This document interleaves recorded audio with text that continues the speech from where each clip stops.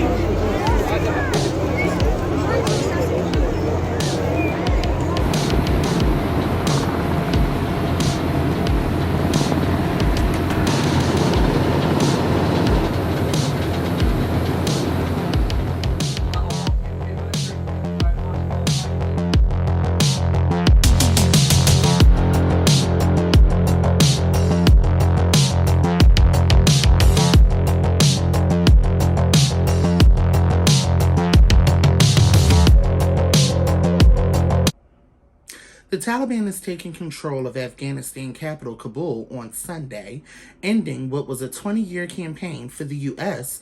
to reform the country, a response to the attacks of 9/11. Protesters took to the White House on Monday to express frustration over how the Biden administration is handling withdrawing from Afghanistan. President Biden addressed the nation today. My national security team and I have been closely monitoring the situation on the ground in Afghanistan and moving quickly to execute the plans we had put in place to respond to every constituency, including and contingency, including the rapid collapse we're seeing now. We went to Afghanistan almost 20 years ago with clear goals. Get those who attacked us on September 11, 2001, and make sure al-Qaeda could not use Afghanistan as a base from which to attack us again. We did that. We severely degraded al-Qaeda in Afghanistan. We never gave up the hunt for Osama bin Laden, and we got him. That was a decade ago. Our mission in Afghanistan was never supposed to have been nation building. It was never supposed to be creating a unified, centralized democracy. Our only vital national interest in Afghanistan remains today what it has always been: preventing a terrorist attack on America's homeland. I've argued for many years that our mission should be narrowly focused on counterterrorism, not counterinsurgency or nation building. That's why I opposed the surge when it was proposed in 2009 when I was vice president. And that's why, as president, I'm adamant we focus on the threats we face today in 2021, not yesterday's threats. Today, the terrorist threat has metastasized well beyond Afghanistan.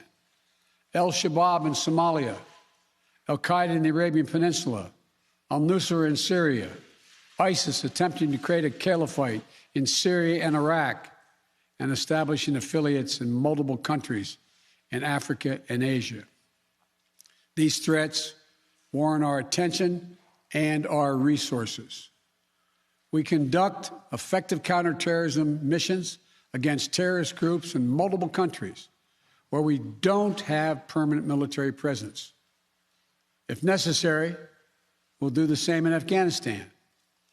We've developed counterterrorism over-the-horizon capability that will allow us to keep our eyes firmly fixed on the direct threats to the United States in the region, and act quickly and decisively if needed. We can now confirm 7 deaths at the airport in Kabul as both nations hang on the words of President Biden and his administration. More on this story as it develops.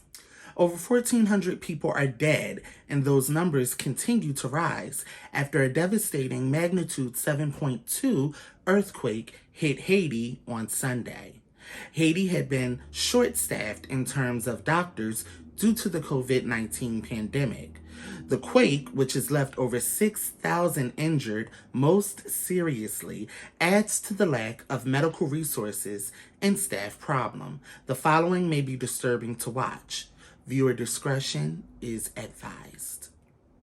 Tonight, a frantic search for survivors is underway after the massive earthquake that ravaged southwestern Haiti. The race against time is even more urgent, with Tropical Storm Grace barreling toward the country. A lot of damages, a lot of dead and injured people. And for the moment, it's really hard for the Haitian people. Today, the death toll more than doubled here, skyrocketing to more than 700. At least 3,000 people are injured. U.S. search and rescue teams and the Coast Guard are rushing in supplies as the Haitian government declares a state of emergency. Se necesita mucha asistencia. A lot of help is needed, this aid worker says, as he flies out victims. Haiti was already reeling from the brazen assassination of its president last month, intensifying gang violence, an out-of-control pandemic, and a spiraling economic crisis. The 7.2 magnitude quake Saturday morning was even stronger than the 7.0 quake that struck Haiti in 2010, killing an estimated 250,000 people. But this one's epicenter was not as close to the capital, the country's most populated area. Still, there have been at least 17 confirmed aftershocks, and there are fears here the death toll could keep rising. It was unbelievable. And then people just started screaming everywhere on the streets and just out of, panic and fear. Betty Jabrain lives in Jeremy, near the epicenter. With an impending tropical storm, the situation is growing more dire. Still dealing with the aftermath of the assassination of Haitian President Jovenel Moise, the quake is considered the second most deadly natural disaster to hit the province since the quake of 2010, which claimed the lives of over 250,000 Haitians. The U.S. has sent a search team to aid in locating loved ones. Our thoughts and prayers are with Haiti. That's all we have for you tonight. Thank you for watching Baldwin's Beale Street News, where we always capitalize the B in black. I am James R. Sanders. Good evening.